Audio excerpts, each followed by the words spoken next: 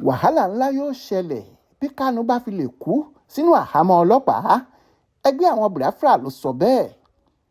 Ẹgbẹ́ ajìjàgbara tilẹ̀ Ìgbò ní Indigenous People of Biafra (IPOB) ti sọ pé wàhálà ńlá gbáà ni yóò ṣẹlẹ̀ lórí mẹ́rẹ̀ẹ̀rin orílẹ̀-èdè yìí, ìyẹn bí olórí ẹgbẹ́ náà Mazi Nnamdi Kanu bá fi lè kú sínú àhámọ́ àwọn ọlọ́pàá DSS tó wà nílùú Àbújá láti nǹkan bíi ọdún méjì sẹ́yìn. Alukoro ẹgbẹ́ ọ̀hún Ọ̀gbẹ́ni Ipob tó sọ̀rọ̀ ọ̀hún di mímọ̀ lọ́jọ́rú Wẹ́sídẹ̀ẹ́ ọjọ́ 24 oṣù karùn-ún ọdún yìí tún bu ẹnu àtẹ́ lu báwọn àjọ àgbáyé gbogbo bíi United Nations, European Union, African Union àti ECOWAS kò ṣe sọ̀rọ̀ tàbí kí wọ́n gbé ìgbésẹ̀ pàtàkì kankan lórí báwọn aláṣẹ orílẹ̀-èdè Nàìjíríà ṣe ń fọwọ́ líle mú ọ̀rọ̀ Kanu láti nǹkan bíi ọdún méjì tó ti wà lọ́gbà ẹ̀wọ̀n ìjọba. Bákan náà ni ẹgbẹ́ ọ̀hún tún nàka àbùkù sí báwọn alákòóso ilé-ẹjọ́ tó ga jùlọ nílẹ̀ yìí Supreme Court ṣe ń ti ọ̀rọ̀ òṣèlú bọ ìgbẹ́jọ́ Kanu nípa bí wọ́n ṣe ń sún ìgbẹ́jọ́ rẹ̀ síwájú sí i nígbà gbogbo. Ó ní ìgbésẹ̀ yìí túmọ̀ sí pé níṣe ni wọ́n fẹ́ kí Kanu tí í ṣe olórí ẹgbẹ́ náà kú sàhámọ́ ìjọba pẹ̀lú bí ọkùnrin náà kò ṣe gbádùn nínú àtìmọ́lé tó wà nílùú Àbújá báyìí.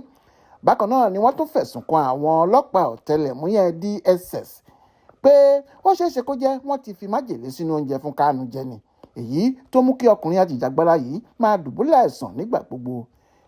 Powerful ni à ń fi àkókò yìí sọ fáwọn olórí orílẹ̀-èdè yìí pé wọ́n kò gbọ́dọ̀ jẹ́ kí olórí wa Kanu kú sínú àhámọ́ ọlọ́pàá DSS tó wà l'Àbújá o. Bí Kanu bá kú sínú àhámọ́ ọ̀hún, mẹ́wàá yóò ṣẹlẹ̀ nílẹ̀ yìí. Àwa ọmọ ẹgbẹ́ IPOB yóò da nǹkan rú mọ́ àwọn aláṣẹ orílẹ̀-èdè yìí lọ́wọ́. Ó ti hàn gbangba báyìí pé àjọ àgbáyé kankan kò nífẹ̀ẹ́ wa rárá. Ṣe ni àwọn àjọ bíi United Nations, European Union, African Union àti ECOWAS ń wòran, wọn kò sọ̀rọ̀. Bẹ́ẹ̀ ilé ẹjọ́ kan nílùú Àbújá ti sọ pé káwọn aláṣẹ ìjọba ilẹ̀ yìí tú Kanu sílẹ̀ kó máa lọ sílé rẹ̀ láyọ̀ àti àlàáfíà. Ṣùgbọ́n táwọn olórí orílẹ̀-èdè wa kò gbà pẹ̀lú bí wọ́n ṣe ń fìyà ìmọ̀dí jẹ. Ó ti wá hàn gbangba pé wọ́n fẹ́ dọ́gbọ́n pa Kanu sínú ọgbà ẹ̀wọ̀n ìjọba ni. Ìgbà gbogbo là ń pariwo pé ara Kanu kò yá. Ọkùnrin yìí kì í ṣe ọ̀kan lára àwọn olóṣèlú ilẹ̀ wa tó kówó ìlú jẹ. Bẹ́ẹ̀ ni kì í ṣe ọ̀daràn tó ń dà lúrú. Bí wọ́n bá fi lè jẹ́ kí Kanu kú sínú ọgbà ẹ̀wọ̀n àwọn ọlọ́pàá DSS, wàhálà ńlá ló máa ṣẹlẹ̀. Adéwálé Adéoyè ló ṣàkójọpọ̀ ìròyìn yìí fún Aláròyé online television.